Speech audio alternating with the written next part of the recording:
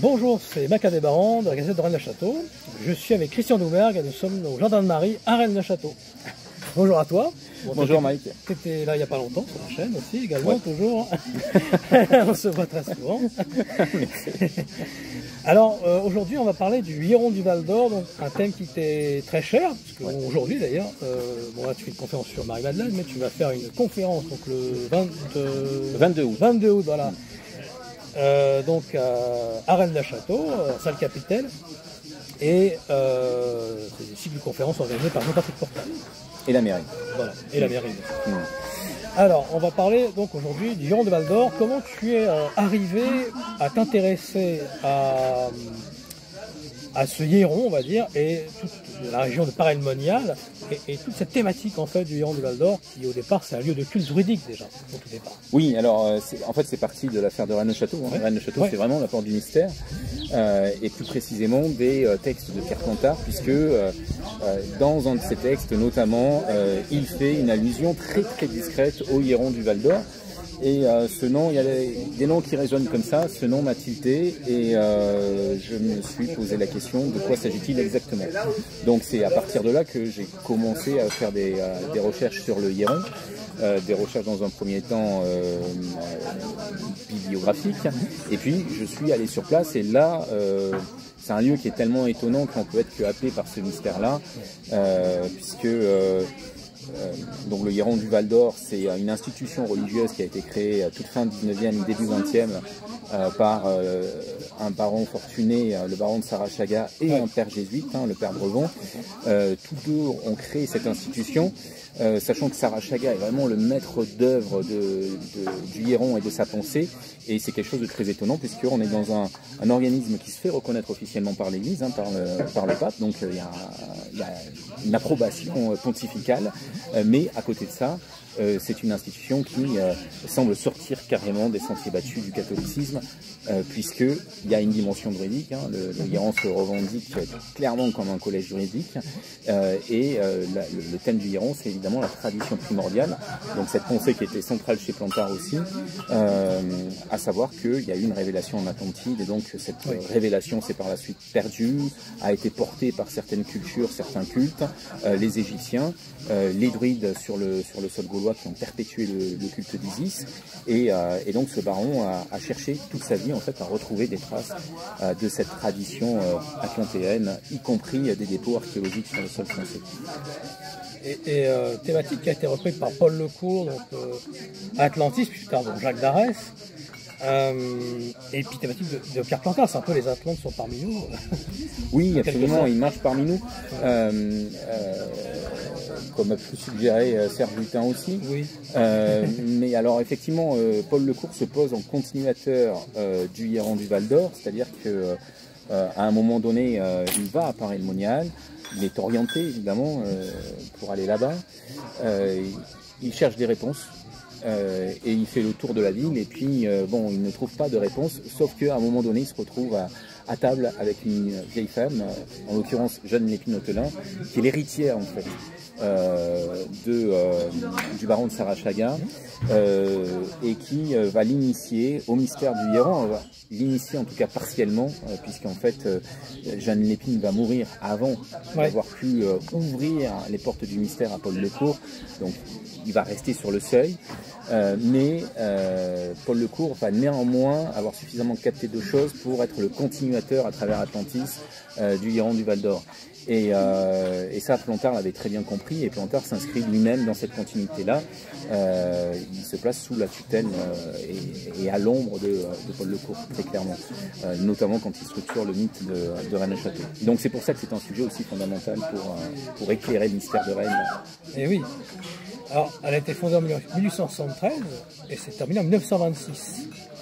Oui, alors, et ça se termine en plusieurs étapes. Peut-être qu'elle va renaître aussi. Certains veulent la faire renaître. On en reparlera peut-être, mais Oui, ça se termine, mais ça s'est même terminé un petit peu avant en fait, puisque quand on voit Jeanne Lépine dans les années où elle côtoie Paul Lecourt, d'autres ont pris la tête du Héron, hein, Sarah Chaga n'est plus là, et pour elle, le Héron c'était Sarah Chaga, clairement. Donc là, je m'apprête à publier les correspondances entre Jeanne Lépine et Paul Lecourt, et c'est quelque chose qu'on voit très bien dans ces lettres-là. C'est-à-dire que Jeanne Lépine ne cautionne pas la direction qu'a pris l'institution après la disparition de Sarah Chaga. On est vers quelque chose qui va gommer le caractère un peu ésotérique. Et puis, voilà, même la gestion du lieu ne lui plaît pas. Il y a plein de choses qui ressortent dans ces lettres à ce sujet-là. Mais c'est intéressant de voir que finalement, le côté ésotérique, il a été incarné par un homme qui porte ce mystère-là en lui, c'est Sarah Chaga. Oui. Et on parle même d'une œuvre de relèvement historique international à la gloire du Christ hostie. Oui, c'est assez. Oui, parce que le Héron, c'est vrai que son histoire est très mal connue. Hein. Il faut dire clairement que les archives du Héron ont disparu. Ça reste un mystère historique. Il y a plusieurs versions. On ne sait pas où elles sont passées. Sarah Chaga, a priori, en avait rapatrié une partie sur Marseille et elles ont ensuite disparu. Donc, il y a ce gros point d'interrogation là, ce qui fait qu'on a une vision très très partielle de l'histoire du Héron. La correspondance de Jeanne Lépine et de Paul Lecourt que je m'apprête à publier, donc qui est sous presse et qui va sortir mi-août, éclaire un point de vue extérieur, mais l'intérieur on ne le connaît pas. Oui. Et ça c'est très important de le souligner parce qu'on n'a qu'une surface du Héron. On peut s'interroger sur son origine, mais on peut s'interroger aussi sur sa structure interne, sur qui le composait vraiment, sur tout ça, il y a plein de points d'interrogation. Ce qui ressort néanmoins quand on a accès à certains documents, certaines publications du Héron qui sont retrouvables en bibliothèque aujourd'hui, c'est que le Héron avait cette visée internationale et que c'est pas juste une structure parelmoniale, c'est pas juste quelques personnes, il y a aussi des correspondants au Mexique par exemple, et il y a un vrai travail de recherche qui se fait aussi sur le sol mexicain. C'est-à-dire c'est ça qui est assez fou dans les Hérons du Val d'Or, c'est qu'il y a des civilisations comme certaines civilisations précolombiennes qui sont considérées comme faisant partie de cette tradition primordiale et donc qui sont jugées de façon très positive, et on va donc faire des recherches aussi sur les précolombiens parce que là-bas il y a quelque chose qui dort. Et à contrario, il y a des civilisations comme celle de l'île de Pâques alors qui sont vues d'un très mauvais œil. Par contre là c'est les lucifériens qui sont à l'œuvre. Bon, ça sera un petit peu expliqué dans le livre, mais Sarah Chaga a fait des cartes tout à fait sidérantes et on ne sait pas d'où ça vient. On ne sait pas d'où vient sa pensée, on ne peut pas la pister. Il y a une partie de la doctrine du Héron qu'on peut pister, chez les jésuites notamment. Il y a des choses qui avaient été formulées avant, notamment sur l'existence du christianisme avant Jésus. C'est pas quelque chose que les Hérons inventent. Par contre, sur d'autres questions, il y a une doctrine et une historiographie qui est propre aux Hérons. Et là, il y a un vrai point d'interrogation sur l'origine. Tu parlais du Mexique, ça rappelle ces fameux graffitis qu'on avait retrouvés à Gisors, des graffitis du Yucatan, au Mexique, à certains endroits de Gisors. Il faudra les dessus peut-être plus tard. Oui, là, c'est ouais. On appelait ça aussi les apôtres des derniers temps. Oui. Est-ce que il pourrait y avoir une accointance avec la société angélique de Lyon, qui est pas très loin de Paray-le-Monial finalement? Alors, c'est pas la même époque, mais on n'est pas loin en fait. Personnellement, je sais pas, j'ai pas travaillé sur la société angélique, donc c'est pas une question à laquelle je peux répondre. Tout ce que je peux dire, voilà, c'est qu'il y a une structure qui émane de quelque chose, qui se manifeste de façon visible à un moment donné, et on ne sait pas qui est derrière. Mais il y a quelque chose derrière. Ça transparaît aussi dans les lettres de Paul Lecourt et de Jeanne Lépine. Jeanne Lépine ne va jamais lui vendre la mèche, elle lui donne quelques indices. Paul Lecourt, lui, est persuadé qu'il y a, à un moment donné en tout cas, il est persuadé qu'il y a quelque chose de templier derrière. Et oui, sur les Templiers, les apôtres derniers temps, ça rappelle une résonance templière. Mais ça reste une supposition de Paul Lecourt, j'insiste là-dessus, c'est pas quelque chose, il n'a pas eu des éléments tangibles là-dessus, donc ça reste une supposition de Paul Lecourt, qui se pose vraiment beaucoup de questions là-dessus, et qui, même à un moment donné, écrit à Jeanne Lépine, hein, ses doutes, hein, c'est ce qui sera intéressant à découvrir aussi dans ces lettres-là, qui sont inédites, c'est que Paul Lecourt s'interroge beaucoup, lui il veut des certitudes, il veut quelque chose qui vienne de loin dans le temps en fait. Et à un moment donné, il est pris de doute et il se dit, est-ce que c'est pas finalement uniquement uniquement Sarah Chaga.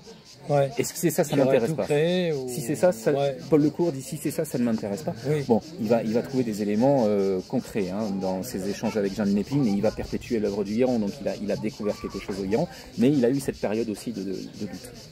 Alors à l'époque, il y avait 5 salles, hein, parce qu'il y avait une première salle, la deuxième salle des miracles, la salle des Pâques, la troisième salle. Tu t'es renseigné un peu sur ces salles-là, justement aussi. Il y a une structure, voilà. Le bâtiment, bon, aujourd'hui, il se visite, hein, il faut insister là-dessus, et j'invite tout le monde à aller au Hiéron du Val d'Or, puisqu'il se visite. C'est devenu un musée oui. national, donc un musée d'art sacré. L'exposition actuelle, évidemment, s'éloigne de l'intention première du Hiéron, puisqu'on est juste dans une exposition d'art sacré, un musée d'art sacré, oui. mais la structure reste. Et cette structure, évidemment, elle est très symbolique, très initiatique. Donc il y a cette salle des fastes au centre, qui est vraiment le cœur mystérieux du Hiéron, avec 2 fresques sur 3 qui restent visibles. Et ces fresques sont très étonnantes. C'est vraiment l'histoire de la tradition, d'un côté en Égypte, oui. avec donc cette vision fascinante du sphinx et de la porte entre les pattes du sphinx qui est là avec des gardiens habillés en blanc, et ça peut poser effectivement question, qui sont ces hommes en blanc qui gardent ce seuil là, et il y a Moïse donc, et puis de l'autre côté on est dans le Val d'Or, au pays des Celtes, donc avec le rocher de Solutré, avec ces visages isiaques qui sont taillés dans la roche et qui pour Sarah Chaga ont vraiment existé mais ont été érodés par le temps, donc ça remonterait vraiment très très loin dans le temps. Ces fresques-là dessinées par Hugo d'Alési et dans mon livre Apparaître, j'attire l'attention aussi sur le parcours d'Hugo d'Alési. C'est pas anodin que ce soit Hugo d'Alési qui a réalisé ces fresques-là, puisque en fait il est connu pour être affichiste, hein, donc c'est lui qui a réalisé beaucoup de publicités pour les chemins de fer français, mais il a commencé dans l'art en tant que médium. Il a appris à dessiner en tant que médium, donc quand on sait ça, sa femme était médium aussi, c'est pas anodin au niveau de la réalisation des fresques du Hiéron. Et ensuite, il y a la fameuse 3e fresque, la Reine de Saba, qui a été occultée, qui est toujours occultée aujourd'hui. Et quand on voit que dans les 2 autres, c'est le détail qui nous éclaire, on peut se poser la question de savoir pourquoi celle-ci est toujours occultée. Et puis, dans le livre, il y a d'autres éléments, même sur l'architecture extérieure du Hiéron, qui sont extrêmement troublants. Et là, on est vraiment dans l'ésotérisme, mais c'est un lieu comme un Rennes-le-Château, il faut y aller, il faut y retourner. Et c'est vrai que lors de ma dernière visite en compagnie de ma femme Kaïda et d'un petit groupe d'amis, on s'est rendu compte sur l'architecture extérieure qu'il y avait là aussi des éléments symboliques très forts qui étaient là sous nos yeux, et c'est en faisant des photos avec un téléobjectif qu'on se dit mince, mais et puis il faut le dire, hein, nous on essayait de déchiffrer une inscription et c'est Kaïda qui a réussi à la lire alors qu'on tâtonnait, mais voilà. Et le Hiéron aussi a construit tout un mythe avec cette fameuse langue primitive ou la langue adamique. Oui. Alors il y a tout un penchant de recherche linguistique, hein. La langue adamite, effectivement. Ils ont travaillé sur. Qui se rapproche de la VLC, la langue punique, la langue. Voilà. Oui, alors. C'est sans doute là aussi. Voilà, c'est ça. C'est-à-dire qu'il y a plein de recherches linguistiques, hein, de la part du Hiéron. Ils ont vraiment travaillé là-dessus, sur des idéogrammes berbères aussi. Enfin, c'est très intéressant. Donc, ils recherchent effectivement une langue primitive. Quand on lit les textes du Hiéron, les textes qui ont été publiés, hein, c'est très proche de la pensée de Boudet, à la fois sur le plan de la linguistique, de la recherche de la langue originelle, et à la fois sur le temple celtique. Parce que c'est clairement écrit, nous sommes un temple celtique. Hein, donc il y a une connexion plantardienne qu'on a évoquée, mais je pense que la connexion plus ancienne, quand on va plus profondément dans les strates du mystère de Rennes, c'est Boudet. Boudet correspond très exactement, d'un point de vue intellectuel, du point de vue de ses recherches, à ce qui se passait au Hiéron, à ce qu'on espérait trouver au Hiéron. Donc là, il y a une vraie interrogation. On n'a absolument aucune preuve, mais bon, comme je l'ai dit, les archives actuellement, on ne sait pas où elles sont, personne n'y a accès, mais peut-être qu'un jour on retrouvera quelque chose, et peut-être que ce jour-là, on pourra effectivement établir de façon certaine que Boudet était affilié au Hiéron. Ce qui est certain, c'est que, là je fais un bond dans le temps, mais Plantard arrive ici par l'intermédiaire de Boudet. Puisqu'en fait, toutes ses premières références, sous couvert de parler de Rennes-le-Château, il parle de Rennes-les-Bains, alors qu'à l'époque, Rennes-les-Bains, personne ne connaît l'histoire de l'abbé Boudet. Oui, bien sûr. Voilà. Donc Plantard a des informations à l'origine qui ne concernent pas Rennes-le-Château, mais qui concernent Rennes-les-Bains. Comment a-t-il eu ces informations? On peut se poser la question, est-ce qu'il n'a pas hérité de documents, d'éléments, ou est-ce qu'on ne l'a pas téléguidé il a instrumentalisé, il a pu être instrumentalisé. Je pense que c'est un homme de paille, hein, Plantard a eu ses hommes de paille, mais lui-même est un homme de paille, et il a pu être instrumentalisé ou guidé par des personnes qui étaient en relation avec cette entité qui à un moment donné a été le Héron du Val d'Or. Voilà. Et qui aurait donné des comme il éléments... aurait pu être attaqué par la loge Mirabeau, ça serait plus complexe. Les loges, il y a Lyon. Oui, mais enfin... La filiation lyonnaise, en fait. Alors, une chose intéressante, c'est que le Héron, enfin, ceux qui ont créé cela, ils pensaient que le grec, en fait, venait du monde celte. Et ça rappelle un peu certains travaux qui avaient été faits par le Grèce ou le groupement de recherche de l'Inde européenne, où ils ont repris un peu cette notion-là, qu'en fait, pour eux, le grec viendrait du nom grec avant. Oui, mais donc, c'est un peu du révisionnisme de l'histoire, hein, pour le coup. Oui, oui, mais après, voilà, le Héron a un des principes du Héron, en fait, c'est d'opposer à la science matérialiste, donc à l'histoire matérialiste, une science et une histoire spirituelle et catholique et religieuse. Donc ça, c'est pas le propre du Héron, mais c'est vrai que c'est très affirmé par le Héron. Quand on lit les publications, toutes les recherches justement sur les préadamites, enfin sur tout ça, en fait c'est pour une chose, c'est contrer la théorie de l'évolution qui est en train de prendre le dessus. Et donc voilà, plutôt que de répondre de façon religieuse, de façon traditionnelle, on fait nous-mêmes, c'est le Héron qui affirme ça, des recherches historiques, scientifiques, et on démonte non par de la théologie, mais par une science religieuse, la science matérialiste. Et donc c'est pour ça qu'on va des fois à l'encontre de l'histoire, et ça touche absolument tout. Oui, en Allemagne aussi, il y avait le mouvement de la réforme de la vie, il y avait tout le courant folklore, tout ça aussi. En fait, ça s'est réduit dans plusieurs pays. Alors après, il y a des pensées... d'un retour à la nature, de tout cela, contre la civilisation, contre le... Alors là, on est dans le romantisme et dans la réaction contre les Lumières et contre le monde industriel. Hein. Le romantisme et catholicisme, il y a des liens. Hein. Le romantisme allemand est très religieux, en fait. Hein. On a une vision assez lointaine de ce que c'est aujourd'hui, parce que le terme romantique a été galvaudé.